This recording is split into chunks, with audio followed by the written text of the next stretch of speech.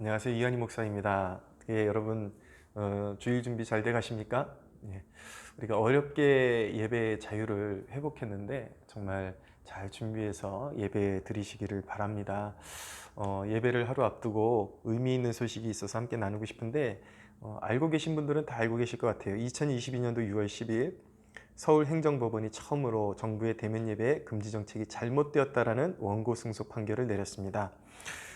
사모함이 있는 우리 성도들은 다 느끼고 알고 계시죠. 지난 코로나 기간 동안에 얼마나 교회가 수모를 당했습니까? 유례 없이 정부가 교회와 예배에 일일이 간섭하면서 뭐 이래라 저래라 뭐 예배 인원도 제약하고 통성기도 금지, 심지어는 성경책도 비치하지 말아라 거기까지 가고, 예, 어디서도 들어보지 못했던 비대면 예배라는 용어까지 도입되면서 교회는 핍박을 받았고 예배는 짓눌렸고, 결국에는 교회는 뿔뿔이 흩어지고 또 통계적으로 1만 교회가 문 닫는 그런 피해를 보게 되었습니다.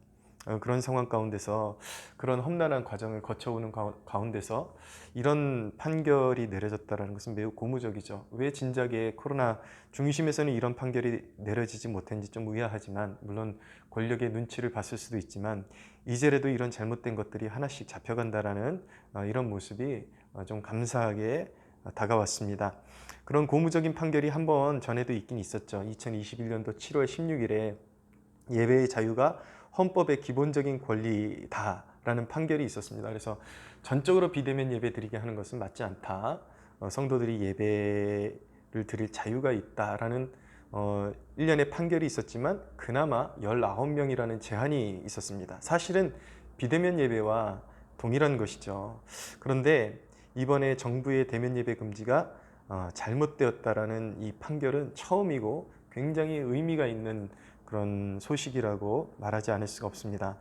한국교회 원로, 존경받는 원로 이재철 목사님이 한때 비대면 예배와 온라인 예배가 제2의 종교개혁이다라고 그렇게 말하면서 많은 파장이 있었습니다. 근데 많은 그런 육신적인 교인들이 거기에 동요를 하고 같이 호응을 하면서 교회에서 정말 많은 사람들이 흩어져 나갔죠. 그런데 여러분, 종교개혁이라면 영적인 각성이 일어났어야 되고 그런 좋은 열매로 드러나야 하는 법인데, 과연 우리가 지금에 와서 온라인 예배, 비대면 예배가 이런 영적인 그런 각성과 긍정적인 효과를 가져왔다라고 누가 말할 수 있겠습니까? 오히려 편의적인 신앙만 나왔을 뿐이고 육신적인 그런 교인들의 그런 욕구만 부추겼다라는 것을 여러분, 조금만 양심이 있는 사람들이라면 거부할 수 없을 것입니다. 제가 언젠가 그런 이제 이재철 목사님의 그런 지론에 대해서 굉장히 비판을 하는 영상을 올린 적이 있는데 한 100개 이상의 댓글이 달렸어요. 근데 전부 다 이제 비난하는 댓글이었습니다. 저를 비난하는 반사회적이라는 그런 용어까지 사용하면서. 근데 그렇게 댓글을 다는 사람들 그 용어를 봐도 정말 교인이라는 느낌이 들지를 않고 어떤 이념에 물들어 있는 사람들이라는 그런 느낌을 저버릴 수가 없었습니다. 반사회적이다. 예, 언제부터 우리가 예배를 지켜나가는데 반사회적이라는 비난을 받아야만 했나요? 근데 시간이 이제 지나놓고 그런 판결이 나온 이 상황에서 한번 우리가 돌아볼 것은, 지금 코로나 확진자가 1000만 시대가 도래했는데 이 1000만 시대에도 예배가 가능하다라는 걸 이 사회가 보여주고 있습니다. 근데 그들은 과연 하나님 앞에 서서 온전히 자신을 변호할 수 있을지 모르겠습니다. 이거보다도 훨씬 상대도 되지 않는, 뭐 하루에 뭐 수십 명이 확진자가 나올까, 뭐 100명이 나올까, 그럴 때에도 예배가 금지되었는데 지금 1000만 명이 지금 훅 넘어가고 있는 이 시즌에도 예배가 충분히 가능하고 지금 모든 모임이 활성화되고 있단 말이에요. 과연 그 시절에 그렇게 정부 편을 들면서 정부가 옳다라고, 그리고 교회가 틀렸다라고 말했던, 소위 자기 나름대로의 교인이라고 말했던 사람들이 과연 하나님 앞에 온전히 서서 자기를 변호할 수 있을지 잘 모르겠습니다.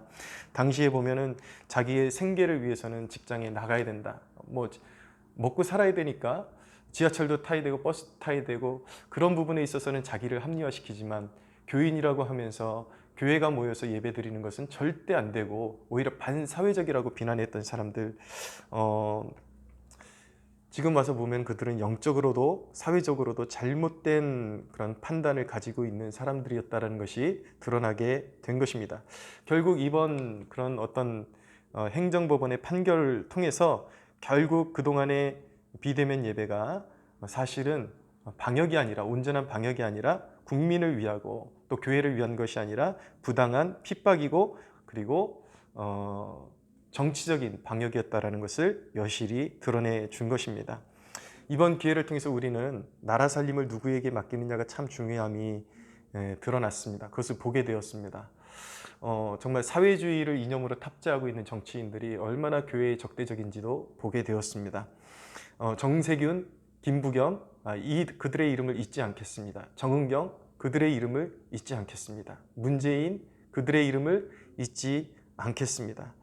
저는 우리 성도들이 이 어렵게 찾은 예배 자유를 잘 활용했으면 좋겠고, 다시 매너리즘에 빠지는 일이 없었으면 좋겠습니다. 정말 예배를 현장에서 드릴 수 있다는 것이 얼마나 소중한지 다시 한번 깨닫고, 정말 그 예배 속에서 영적 자유를 경험하는 여러분들 되시기를 축복합니다.